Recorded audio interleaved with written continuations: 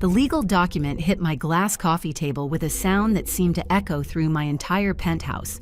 Not a thud, more like a crack, the kind you hear right before something structural gives way. My mother's manicured fingers released the thick petition, and in that half second before it settled, I caught sight of the words, emergency guardianship and mental instability, typed in cold, official font. My brother Nathan stood by my granite kitchen island, reeking of bourbon and barely contained panic. My parents, Deborah and Victor, positioned themselves like they were closing a business deal, not visiting their daughter at 11 p.m. on a Tuesday night. They'd let themselves in with the emergency keys I'd given them years ago, back when I still believed family meant safety. "We need $65,000, Alexandria," my father said, his voice carrying none of the warmth you'd expect from a parent asking their child for help. "Nathan's margin call is due Friday." The word no was barely out of my mouth when my mother moved. No screaming, no begging, just that smooth reach into her Prada bag and the document landing between us like a declaration of war. "We're doing this for your own good," she whispered, and her eyes had that same cold calculation I'd seen her use on business rivals. "We're taking control of your assets tomorrow morning. The hearing's at 9 a.m. My name is Alexandria. I'm 30 years old and a senior architect at one of Chicago's top firms. This is the story of how I discovered I'd been living in my own house while my family squatted in my inheritance. Drop a comment and let me know where you're listening from and what time it is for you right now. I'd love to know who's part of our community." The door clicked shut behind them. The silence that followed wasn't peaceful. It was the kind of quiet that comes right after an explosion, when your ears are still ringing and you're checking to see what's still standing. I didn't chase them down the hallway, didn't throw anything or collapse on the couch in tears. I walked to the door and engaged the deadbolt. Then the secondary security lock I'd installed 3 months ago when Nathan first started asking oddly specific questions about my bonus structure. I also took their emergency keys from the hook by the door and dropped them into my safe. They would never walk into my home uninvited again. The petition sat on my coffee table like a live grenade. I didn't pick it up yet. Didn't need to read the details to understand what it meant. My parents were trying to have me declared mentally incompetent so they could legally control my money, not borrow it, not ask for it, control it. I poured myself a glass of ice water. My hands were completely steady. The only thing sweating in that room was the condensation on the glass. Here's what you need to understand about me. I design buildings that can withstand Category 5 hurricanes. When a load-bearing wall cracks, I don't panic. I evacuate, shore up the structure, and redesign. My parents had just cracked the foundation of our relationship, and I had exactly 9 hours and 45 minutes before the courts opened to turn my financial life into a fortress. I carried my laptop to the dining table and got to work. First, credit bureaus, Equifax, TransUnion, Experian. I initiated total security freezes on all 3. Without the PIN I'd just created, a 20-digit code that existed nowhere but in my memory. No one could open a credit card, take out a loan, or start a utility account in my name. 3 clicks, 3 confirmations. Frozen solid. Next, the banks. My parents had my old passwords. They knew my social security number, my first pet's name, the street I grew up on. All the standard security questions I'd set up when I was 22 and still thought they were normal parents who'd never weaponized my trust. I changed every password to random 30-character strings, updated every security question. Mother's maiden name? I typed in the serial number of my laptop. First elementary school? The chemical formula for reinforced concrete. Let them try to guess that. Then I moved the money. I opened a high-yield account I'd set up years ago for a potential firm buyout, an account they didn't know existed. The wire transfer screen loaded. "Are you sure you want to transfer $112,000? I hit enter. The progress bar filled. Green. Complete. But I didn't stop there. I logged into my company's payroll portal and removed my direct deposit information. If they somehow managed to freeze my main account tomorrow, my next paycheck, $8,200, wouldn't land in their trap. It would sit safely in payroll limbo until I redirected it. By 12:03 a.m., I'd made myself invisible in my own financial system, a ghost with a 7-figure net worth and a family that wanted to lock me up to steal it. I sat back. the screen's blue glow reflecting off the windows overlooking Lake Michigan. The city lights blinked, indifferent and beautiful, while I turned myself into a fortress. Then I looked at the guardianship petition again, really looked at it this time. They were going to tell a judge I was manic, reckless, unable to manage my own affairs. I glanced at the logs of my last hour's activity. Every action precise, methodical, strategic. This wasn't mania. This was a hostile takeover defense. The Chicago wind hit my reinforced windows with a low moan. Usually that sound helps me sleep. Tonight it sounded like a warning. I opened a new spreadsheet and labeled it Family Liabilities. My fingers hovered over the keyboard for just a second before I started typing. Nathan's DUI, 2019, $12,000. Mom's emergency cruise, 2021, $8,000. Dad's country club arrears, 2022, $15,000. The list grew, row after row of bailouts and loans that were never repaid. The total blinked at the bottom of the screen, $214,000 over 7 years. I stared at that number. Why had I paid it? Why had I kept writing checks while they called me cold, ungrateful, distant? It wasn't generosity. It wasn't even love. Not really. It was the elephant. You know that story? They chain elephants when they're babies. The baby pulls and pulls but isn't strong enough to break free. Eventually, it stops trying. It learns it's trapped.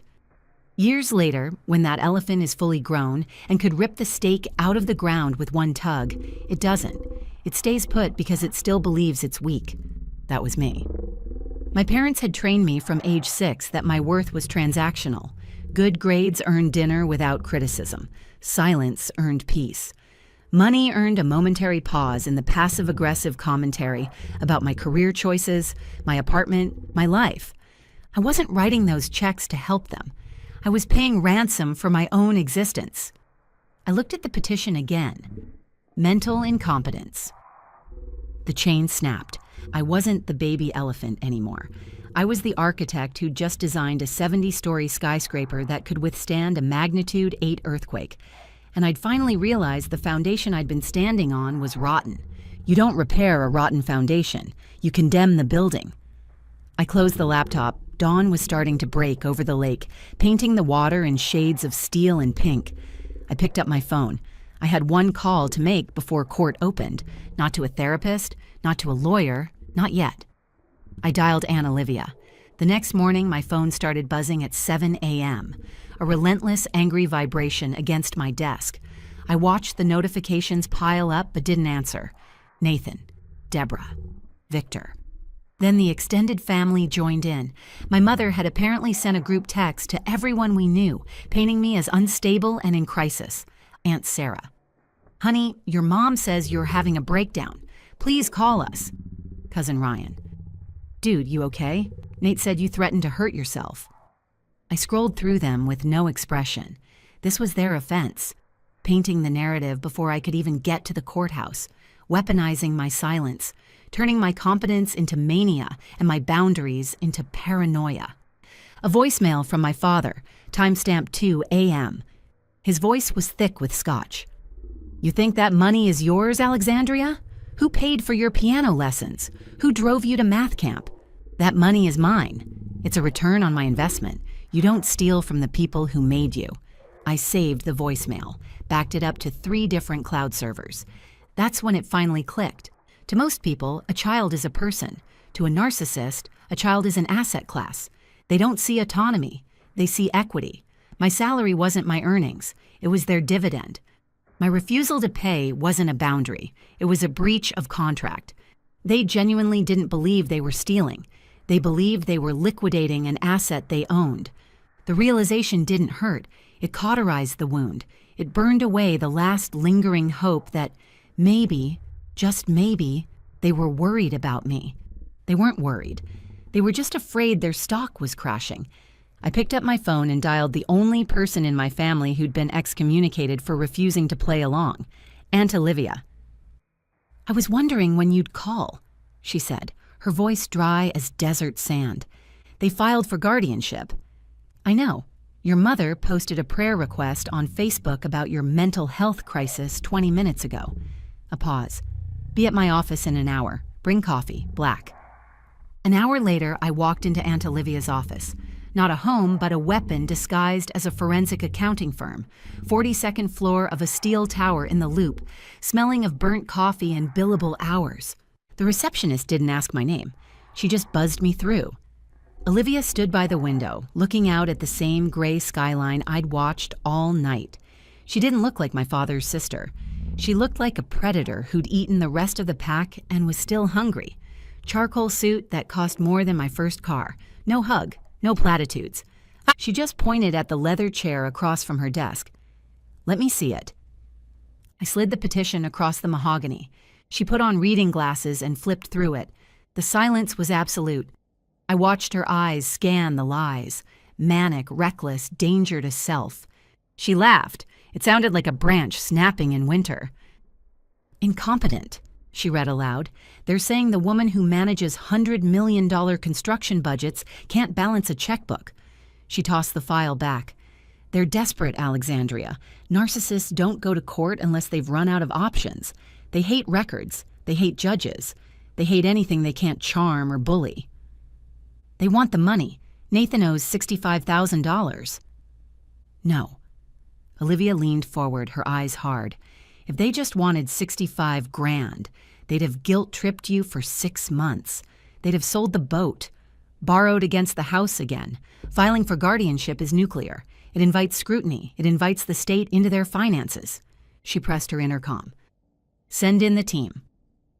2 minutes later, 3 associates walked in, carrying laptops. They didn't look like accountants. They looked like hackers in expensive suits. Olivia stood and walked to the whiteboard.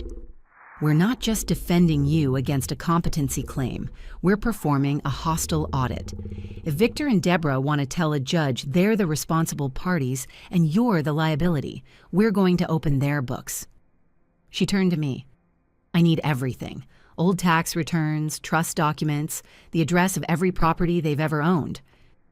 I gave her the access codes I'd kept from when I used to handle their finances during college, the social security numbers I'd memorized from helping them file insurance claims, information I never thought I'd weaponize. I watched her team start pulling threads. Numbers scrolled across screens, credit scores, mortgage liens, credit card balances. Find me the anomaly, Olivia ordered. Find me why they're so terrified of losing control they'd try to lock up their own daughter. The room hummed with cooling fans and typing. I sat there drinking bitter black coffee someone had placed in front of me. I wasn't the victim anymore. I was the client, and I'd just hired the shark. It took 3 hours to find the lie. The sun had climbed higher in the sky, and I'd paced the room 20 times, drunk 2 cups of coffee that tasted like regret and determination. Then the typing stopped. One of the associates, a young guy with tired eyes, printed a single document. He didn't say anything, just walked over and handed it to Olivia. She read it. Her expression didn't change, but something shifted in her eyes. When she looked up at me, the predator's gaze had softened into something that looked terrifyingly like pity. Alexandria. Sit down. I sat. The leather felt cold. Who owns the house in Naperville? My parents. They bought it in 1998. They bought it in 98, Olivia corrected. But they don't own it. Not anymore. She slid the paper across.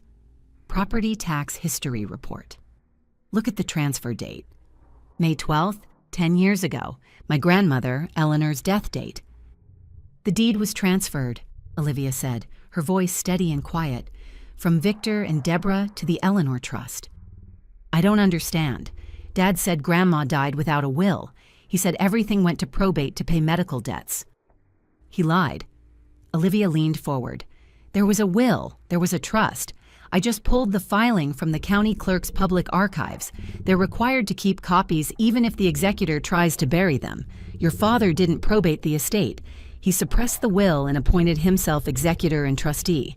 My heart slammed against my ribs. The trust documents name a single beneficiary. She paused. It's you. The room tilted.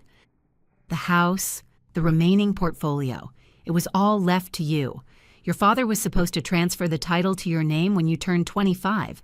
He didn't.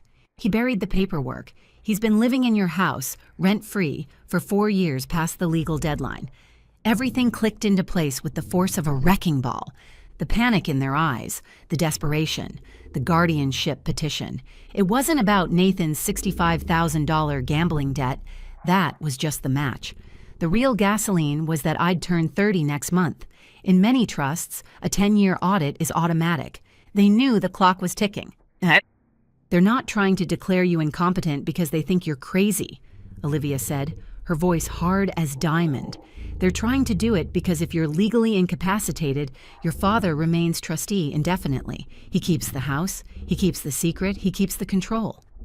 I stood up, walked to the window, looked out at the city I'd helped build, the life I'd constructed from nothing while believing I was a burden to them. All those years, I thought I was paying rent on my existence. In reality, they were the squatters. I turned back to Olivia. The confusion was gone. All that was left was cold blue flame. They're living in my house. Yes. And they tried to cage me to keep it. Yes. Then let's go to court, I said, and burn it down. Olivia glanced at her watch and picked up her phone. The 9 a.m. hearing was just a preliminary appearance. I'm calling the clerk to request an emergency continuance to this afternoon. We need time to file our counter motion with this evidence. She dialed, spoke briefly with someone at the courthouse, then hung up. We're on for 2 p.m. That gives us 3 hours to prepare. Later that afternoon, we arrived at the Daly Center for the rescheduled hearing. Courtroom 402 was a windowless box that smelled of floor wax and anxiety, with beige acoustic tiles and fluorescent lights that made everyone look slightly sick. My parents sat on the left side. They dressed for their roles as heartbroken saviors. Mom wore a soft blue cardigan, sympathy costume, and dabbed at dry eyes with a tissue. Nathan sat beside her looking bored, checking his watch like he had somewhere better to be once they'd legally seized my life. Their lawyer, a guy named Pierce in a suit that cost more than my first year of college, opened with a performance. He painted me as tragic, used words like unhinged and manic spending and paranoid delusions, told the judge my sudden freezing of assets was proof of a break from reality, a cry for help from a woman who'd lost her grip. I sat with my hands folded, spine straight against the hard chair, didn't flinch, just watched them perform their little play. Olivia leaned close.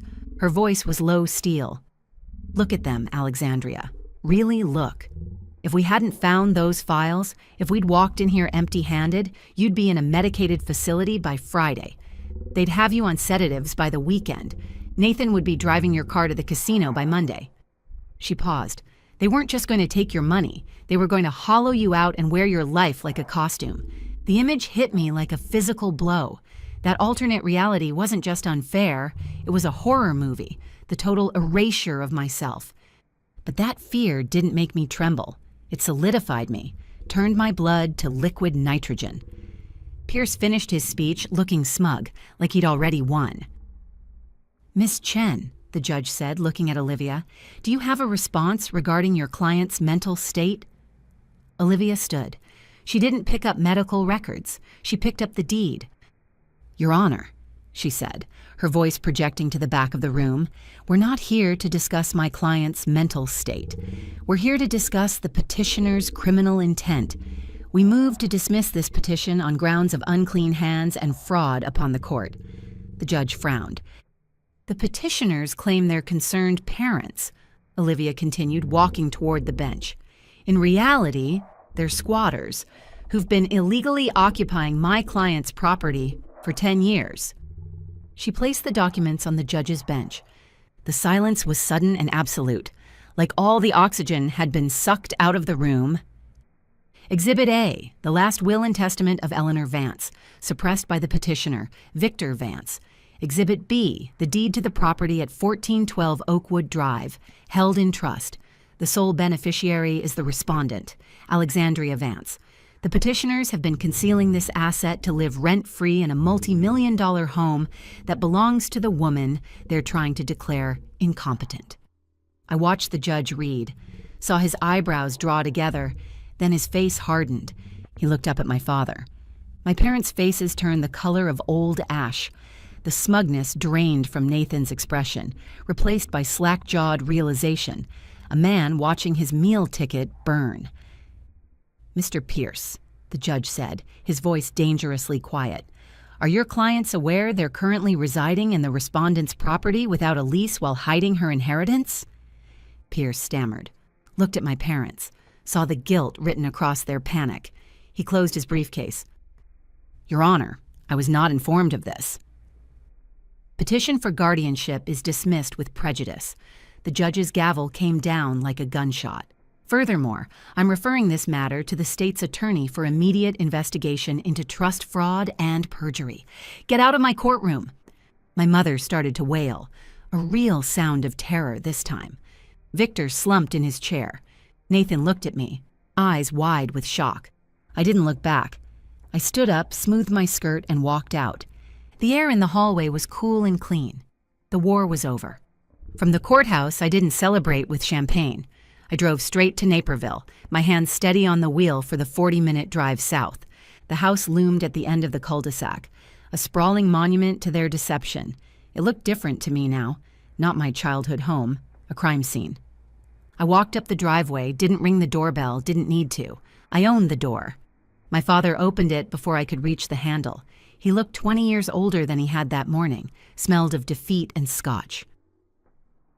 "Alexandria," he started, voice cracking. "We can explain. We were just trying to protect the asset for you." I didn't let him finish the lie. I handed him the manila envelope. "This is your official notice to vacate. You have 30 days. Locks will be changed November 1st at noon. If anything is missing, a light fixture, a painting, a single spoon, I will press charges for theft. The sheriff has a copy of the inventory list I had prepared this morning." Mom stood in the hallway, weeping into her hands. Nathan was behind her with a duffel bag, looking like a trapped animal. "And you," I said, looking at my brother, "you're not a tenant. You don't have a lease. You're a guest who overstayed his welcome by a decade. You don't get 30 days. You have 30 minutes. "Where am I supposed to go?" he whined, entitlement still clinging to him like cheap cologne. "I don't know," I said. "Maybe you can bet on it."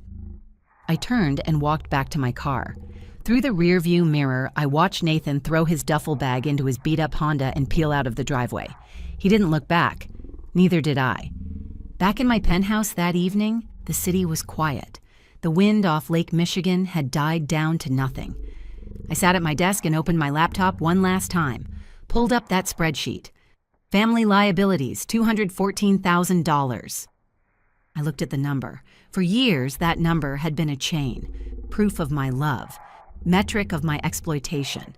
I highlighted the row. I didn't try to collect it, didn't send an invoice. I hit delete. The screen went blank. It wasn't forgiveness. It was a write-off. A bad debt cleared from the books so the company could finally become profitable. I closed the laptop. The silence in the room wasn't lonely anymore. It was peaceful. I wasn't just a survivor. I was the architect. And for the first time in my life, the blueprint was entirely mine. 3 months later, my parents moved out 2 days before the deadline, taking only what was legally theirs. The state's attorney filed criminal charges for trust fraud, and after a plea deal, my father received 2 years of probation and was permanently barred from serving as an executor or trustee. Nathan disappeared. Last I heard, he was living with a friend 3 states away. We haven't spoken since that day, and I don't expect we ever will. If you've ever had to buy your own freedom from the people who were supposed to protect you, share this story. You're not alone, and you're stronger than the chains they tried to keep you in. Before you go, here's a quick bonus for sticking around. If you love learning and growing like I do, you need to try audiobooks. I've got an exclusive deal with Audible. Your first month is completely free. That's access to over 500,000 titles, zero cost to you. All the details are waiting in the description. Don't miss this one.